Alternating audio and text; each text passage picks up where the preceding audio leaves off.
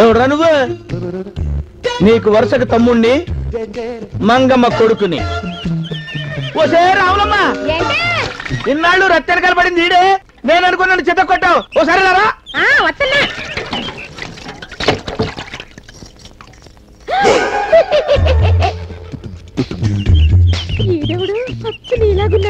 మా నాన్న second setup లేదు మంగమ్మ, దాని కొడుకే. మొన్న నువ్వని నీ పెళ్ళాన్ని నమ్మించి నిన్ను దండించా, ఇప్పుడు వెరైటీగా కొడతా. ఏది కొట్టేది? నువ్వెవరో తెలిసిపోయిందిగా, ఇక నేను కప్పులో కాలేస్తా. చచ్చినట్టేస్తావు. నేను వాడు ఒకేలా ఉన్నాం కాబట్టి రాత్రికి వచ్చి నీ పక్కలో పడుకుంటా, నువ్వు వాడనుకుంటావు అని నవ్వుతా. నీ బాబుతో చెప్పు, నేను కూడా తన కొడుకు నేను ఒప్పుకోవాలి, మా అమ్మని చేరదీయాలి, లేకపోతే నీ పెళ్ళాం శీలం.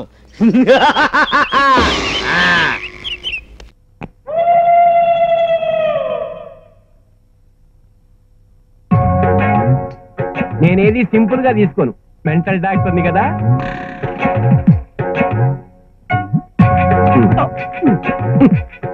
కటింగ్ ప్లేట్ తీశారు ఎందుకు? దాంతో ఏం చేస్తారు? ఏమైనా చేస్తాను. కటింగ్ ప్లేటే కాదు, కత్తులు రంపాలు కూడా తీస్తాను. చెప్పాను కదా నేను ఏది సింపుల్ గా తీసుకోనని. మెంటల్ డాక్టర్ కదా, చాలా కరెక్ట్ గా చెప్పారు. బ్యాగ్ ఓపెన్ చేశారా? ఇంకానే నా బాడీలో ఏ పార్ట్ పీకుతారో అని భయపడ్డాను. అలా ఊరికే భయపడకూడదు, రిలాక్స్ రిలాక్స్. మోకాలి మీద టెస్ట్ ఎందుకు అంటే కొంతమంది మెదడు. నేను టెస్ట్ చేస్తున్నప్పుడు ఆ ఈ అని బ్యాక్గ్రౌండ్ మ్యూజిక్ పెట్టద్దు. అయినా నన్ను టెస్ట్ చేయటం ఏంటి అసలు?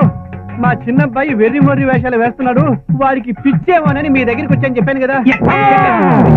పిచ్చి మీ వారికైనా టెస్ట్ మీకే చేయాలి, ఎందుకంటే ఏ జబ్బు అకస్మాత్తుగా ఆకాశం నుంచి చూడబడదు, అమ్మా నాన్నల దగ్గర నుంచే వస్తుంది. అంటే మా వాడి పిచ్చికి నేను కారణం అంటారా? నాకు పిచ్చిందంటారా? డౌట్. ఎలా ఉంది? 90 ఉంది. వెరీ గుడ్, అంటే తగ్గుతుంది అనమాట. కమాన్, ఇవాళ పిల్లాడు పిచ్చో తేలిపోవాలి.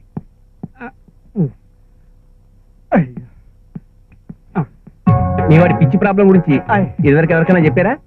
ఓ నాటు వైద్యుడికి చెప్పాను. ఏం విధవ సలహా ఇచ్చాడు? మీ దగ్గరికి వెళ్ళమన్నాడు. Okay okay. ఈ మందుని రోజుకు 3 సార్లు సోడాతో కలిపి, ఐమ్ సారీ పాలతో కలిపి మింగారు. ఎవరు? నేనా? కాదు, మీ అబ్బాయి. టెస్ట్ నీకు, మందులు మీ వాడికి. 1 మినిట్. Fast injection. నేను ఇప్పుడు మీకు ఇవ్వబోయే ఇంజక్షన్ వల్ల పుట్టబోయే మీ మనవడికి కూడా పిచ్చి రాదు, నేను గ్యారెంటీ. ఇంజక్షన్ అనగానే పారిపోయాడు పిచ్చి కదవా, ఇంకా చిన్నపిల్ల లక్షణాలు పోలేదు. నీ మొగుడికి నువ్వు కాళ్ళు పట్టట్లేదా, నా మొగుడికి నేను కాళ్ళు పట్టట్లేదా? ఎప్పుడైనా కాళ్ళు పట్టిన మొహమేనా ఇది? మీరు పట్టమన్నప్పుడల్లా పడుతూనే ఉన్నాను కదా. పెద్ద పట్టావులో. అబ్బా వదలండి, మీరు మరీను. జరగబోయే పెళ్లి మనమ్మాయిదే, మధ్యలో మీ సరసాలేంటి? చూడు శాంత, పిల్లల పెళ్లిళ్ళు అయిన తర్వాతే 3 పిల్లల అసలు సరసాలు మొదలయ్యేది. మనం కొంచెం ముందు మొదలు పెట్టాం అంతే, దీంట్లో తప్పే ఉంది.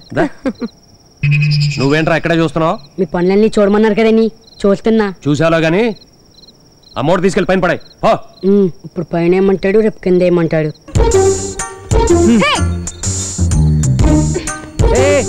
నా టవల్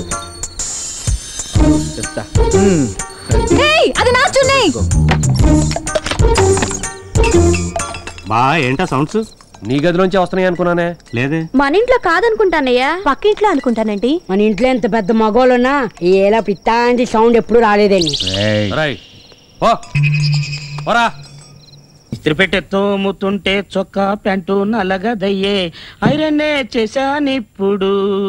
హయ్యరే హయ్యరే హై తనన్నా జగడకెళ్ళి చేసినంత వరకు చాలేరా, అవతల ఆలస్యం అయిపోతుంది. ఏమండే, ఆ డ్రాయర్ నాదండి, ఆ డ్రెస్ కూడా నాదే.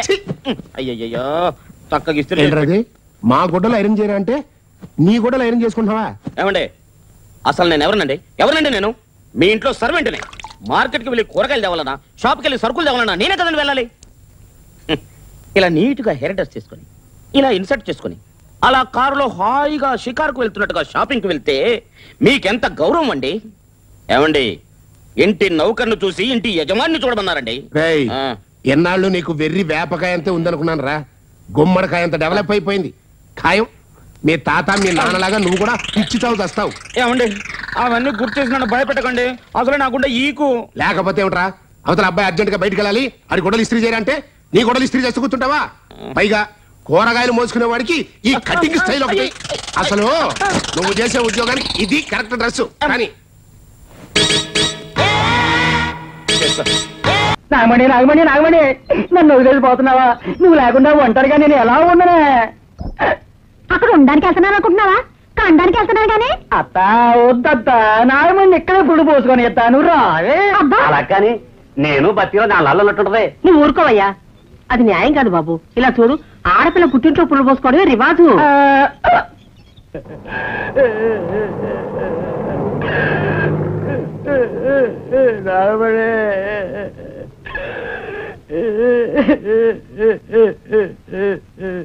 ఇలా చూడు, నేను ఊర్లో లేను కదా అని శికార్లు కొట్టావో ఏం చెప్తాను. సిగరెట్లు తాగుడు మొదలెట్టావో త్వరగా రామ్మా, బస్సు బయలుదేరబోతున్నా. సరిగ్గా గ్యాప్ పెట్టుకో. సందులు గిందులు తిరిగేవో నిన్ను చంపేస్తాను.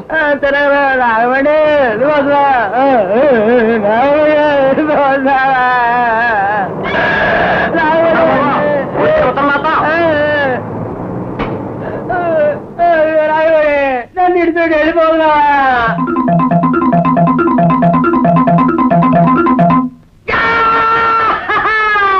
నా పిల్ల ఊరెళ్ళిపోయిందే,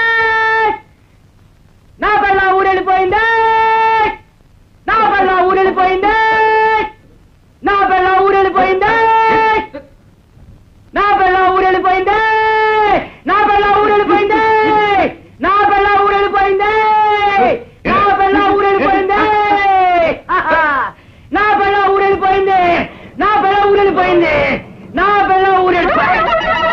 ఆగమని నువ్వు ఊరెళ్ళదా? ఎలాగెళ్ళమంటావు? సంచి నీ చేతిలో ఉంటే ఇయ్యి.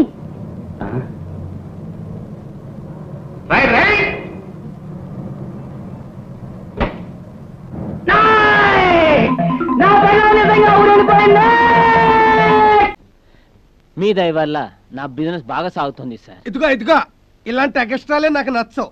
మీ దయ వల్ల నేను తిన్నాను, మీ దయ వల్ల నేను బాగున్నాను, మీ దయ వల్ల నేను తండ్రిని అయ్యాను. అంత dependency. No no no no. దున్నేవాడితే పొలం, కాపురం చేసేవాడితే సంసారం. ఎవరి సొంత కష్టం వాడితేనయ్యా. హలో యాండి, ఈ రోజు పౌర్ణమి. తెలుసు. నిన్న రాత్రి తర్వాత ఈ పగలు, ఈ రాత్రి తర్వాత రేపు పగలు, నిన్నకి రేపుకి మధ్య మాపు. ఇదంతా లెక్క, బ్రహ్మ లెక్క. ఏమిటో ఎంతకీ ఏంటట? ఏమిటా వెదవ గురుగుడు? ఈ రాత్రి భార్యాభర్తలు కలిస్తే కడుపు పండుతుందంట.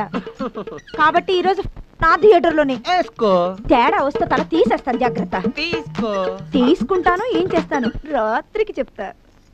ఎవరు సార్ ఆవిడ?